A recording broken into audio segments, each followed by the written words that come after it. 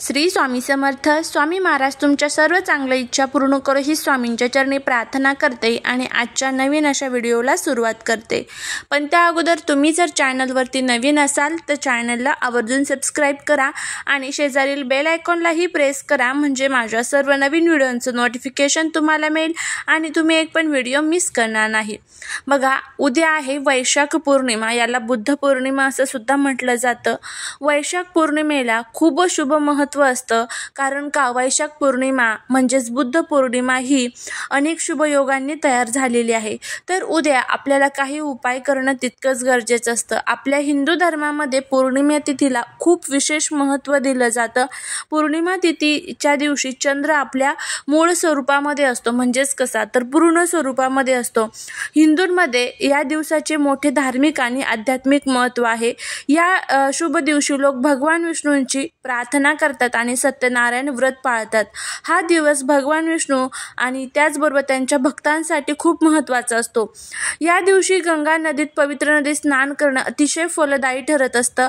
किंवा त्याचबरोबर तुमच्या आजूबाजूला जर एखादं धार्मिक स्थळ असेल, गंगा घाट असेल, तर तिथे आवर्जून जाऊन आपण आपलं नमस्कार आपल्याला भगवान विष्णूंना अर्पण करायचा असतो. या शुभ दिवशी भगवान बुद्धांचा जन्म झाला, म्हणून ह्या दिवशी बुद्ध पौर्णिमा सुद्धा साजरी केली जाते. भक्त चंद्रदेवाची पूजा करतात आणि त्यांच्याबद्दल कृतज्ञता व्यक्त करत असतात. तर या दिवशी चंद्र आणि आपल्या किरणांद्वारे पृथ्वीवरती आशीर्वाद देतात. हा दिवस भगवान विष्णू आणि श्रीकृष्ण यांना मंदिरात प्रार्थना करण्यासाठी अतिशय शुभ मानला जातो. तर या दिवशी तुम्हाला काय करायचं आहे, पहाटे लवकर उठून गंगा नदीत, पवित्र नदीत स्नान करायचं आहे. भगवान विष्णू, भगवान कृष्ण आणि त्याचबरोबर माता लक्ष्मीची आपल्याला प्रार्थना करायची आहे. त्यांना गंगाजल, पंचामृत किंवा साध्या पानाने तुम्हाला स्नान घालायचं आहे. त्यांना तुम्हाला तुळशीपत्र अर्पण करायचं आहे. पंचामृत तयार करून ते अर्पण करायचं आहे. त्याचबरोबर तुम्हाला त्यांना नैवेद्य अर्पण करायचं आहे. पहाटेपासून सकाळपर्यंत संपूर्ण दिवस जर शक्य असेल तर उपवास करतात काही ठिकाणी. तुम्ही करत नसाल तरीही चालेल, पण फक्त ह्या ज्या काही गोष्टी आहेत त्या आवर्जून कराव्या. संध्याकाळी पूर्ण देवांची प्रार्थना करायची आहे. सत्यनारायणाचं जर तुम्ही कथा वाचत असाल तर सत्यनारायणाचं व्रत करायचं आहे. पुन्हा त्याचबरोबर नैवेद्य अर्पण करायचं आहे. देवीला सुद्धा नैवेद्य अर्पण करायचं आहे. त्याचबरोबर संध्याकाळी तुम्हाला चंद्राची पूजा करायची आहे. चंद्राची पूजा करण्यासाठी एक तांब्यामध्ये पाणी, त्यात थोडंसं दूध आणि थोडेसे तांदूळ टाकून ओम चंद्राय नमः किंवा ओम सोम सोमाय नमः या मंत्राचा जप करून हे अर्घ तुम्हाला भगवान चंद्राला अर्पण करायचं आहे. याने आपल्या कुंडलीतील सर्व चंद्रग्रहाचे जे काही त्रास आहे, चंद्राचे जे काही त्रास आहेत तर ते दूर होत असतात. वैशाख पौर्णिमेला एखाद्या भक्ताने भगवान विष्णूंची प्रार्थना केली तर त्याच्या मनातील ज्या काही इच्छा आहेत त्या पूर्ण होत असतात. कारण माता लक्ष्मीला सर्वात जास्त प्रिय काय आहे तर भगवान विष्णूंची सेवा. तर आपल्याला या दिवशी काय करायचं आहे, घरामध्ये विष्णू सहस्रनाम, त्याचबरोबर व्यंकटेश स्तोत्रमचं पठण, त्याचबरोबर घरामध्ये श्रीसूक्तमचं पठण, विष्णू नामावली, त्याचबरोबर घरामध्ये तुम्हाला लक्ष्मी गायत्री मंत्र, विष्णू गायत्री मंत्र, कुबेर मंत्र ह्या सर्वांचं पठण करायचं आहे. पठण शक्य नसेल तर श्रवण तरी आवर्जून करावं. आता हे सर्व झालं की संध्याकाळी आपल्याला आपल्या घरामध्ये जे काही दोष तयार झालेले असतात, एखाद्या व्यक्तीची आपल्या घराला नजर लागलेली असते किंवा आपण अशा ठिकाणी जातो की तिथले जे काही दोष आहेत तर ते आपल्यासोबत येतात आणि त्यामुळे काय होतं की आपल्या घराची प्रगती कुठेतरी थांबून जात असते. त्याचबरोबर घरामध्ये पितृदोष असतो किंवा घरामध्ये वास्तुदोष असतो, नकारात्मकता असते. त्यामुळे आपल्या घराची बांध कुठेतरी बंद झालेली असते. तर हीच बंद झालेली बांध खुलावी आणि आपल्या घराची, पतीची, आपल्या मुलांची खूप मोठ्या प्रमाणात प्रगती व्हावं असं प्रत्येक स्त्रीला वाटत असतं. तर त्यासाठी प्रथम आपल्याला आपल्या घराची नजर काढणं तितकंच गरजेचं आहे.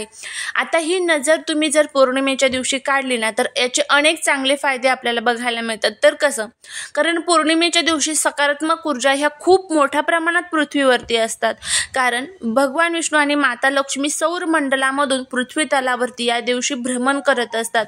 पौर्णिमेच्या रात्री जो कोणी माता लक्ष्मीची सेवा करतो तर त्याच्यावरती माता लक्ष्मीचा आशीर्वाद हा नेहमी राहतो. तर माता लक्ष्मीला प्रसन्न करण्यासाठीच आपल्याला हा एक उपाय करायचा आहे.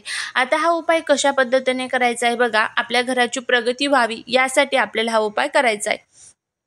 तर सर्वात प्रथम या उपायासाठी तुम्हाला चिमूटभर जिरे घ्यायचे आहे। जिरे सर्वांनाच माहीत आहेत, सर्वांच्याच घरामध्ये असतात, मसाल्यातला एक पदार्थ आहे। तर अगदी चिमूटभर जिरे तुम्हाला तुमच्या हातामध्ये घ्यायचं आहे।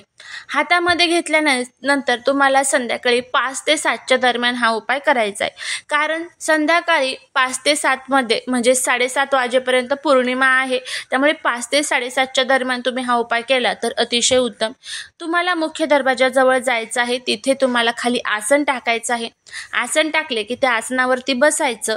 त्यानंतर आपल्या मुठीमध्ये आपण जे जिरे धरलेले आहेत बघा, तर ते जिरे ती मूठ पॅक घट्ट बांधायची आहे। त्यानंतर आपला जो उंबरठा आहे, उंबरठ्याच्या बरोबर मध्यभागी तुम्हाला तुमची मूठ टच करायची आहे आणि त्यानंतर बसूनच तुमचा हात जितका वरती जाईल तितक्या वरतीपर्यंत तुम्हाला ही मूठ आपली अँटी क्लॉकवाईज म्हणजे उलट्या दिशेने 7 वेळेस फिरवायची आहे। अँटी क्लॉकवाईज म्हणजे उलट्या दिशेकडे। आपण ओवाळतो कसं, तर आपण पूर्वेकडून पश्चिमेकडे ओवाळतो, तर आपल्याला पश्चिमेकडून पूर्वेकडे आपल्या घराची नजर काढायची आहे। तर अशा पद्धतीने ही मूठ आपल्याला ओवाळायची आहे। ही मूठ ओवाळली की त्यानंतर तुम्हाला तिथून उठायचं। उपाय करत असताना कोणाशी बोलायचं नाही। कोणी काही विचारलं तर अगोदरच घरातल्या लोकांना कल्पना देऊन ठेवायची। उपाय करत असताना कोणाशीच बोलायचं नाही। उपाय झाल्यानंतर सुद्धा तुम्हाला कोणाशीच बोलायचं नाहीये। उपाय झाला म्हणजेच आता तुम्ही तुमच्या घराची नजर काढली की ती मूठ तशीच बंद ठेवायची। बंद ठेवल्यानंतर तुमच्या घरापासून थोडंसं बाजूला जायचं। आता तुम्ही जर शहरामध्ये राहत असाल तर तुमच्या फ्लॅटपासून थोडंसं बाजूला जायचं आहे।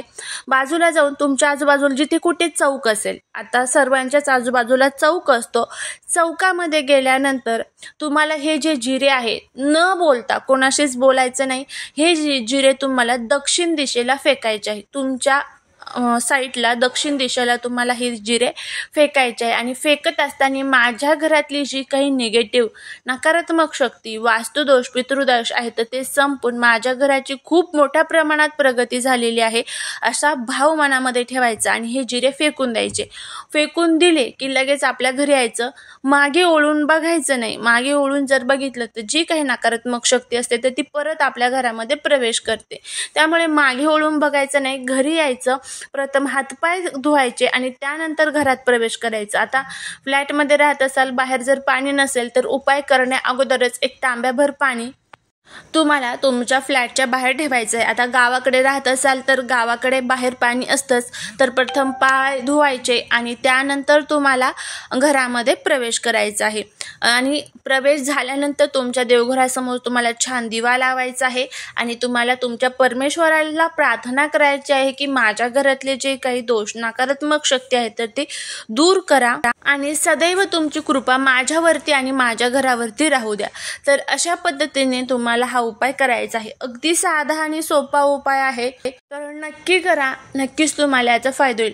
आता एक पौर्णिमा तुम्ही उपाय करणार आणि पुढच्या पौर्णिमेला तुम्ही करणार नाही असं चालणार नाही। सलग सातत्याने म्हणजे कधी तर कमीत कमी 5, कमीत कमी 7, कमीत कमी 3 पौर्णिमा तरी तुम्ही हा उपाय केला पाहिजे। शक्य होईल तितक्या जास्त वेळेस तुम्ही हा उपाय करा। 3 पौर्णिमा करा, 5 पौर्णिमा करा, 7 पौर्णिमा करा, पण करा। ज्यावेळेस आपण आठवणीने उपाय करतो तर त्यावेळेस ज्यावेळेस या नकारात्मक शक्ती वारंवार आपण घराच्या बाहेर काढतो तर त्यावेळेस त्याचे फायदे आपल्याला बघायला मिळतात। तर नक्की करा, नक्कीच तुम्हाला याचा फायदा होईल। झालेली सेवा ही महाराजांच्या चरणी रुजू करते। तुम्हाला हा व्हिडिओ जर आवडला असेल तर लाईक, शेअर आणि सबस्क्राईब करायला विसरू नका। भेटूया पुढच्या एका छानशा नवीन व्हिडिओसोबत, नवीन माहितीसोबत। श्री स्वामी समर्थ।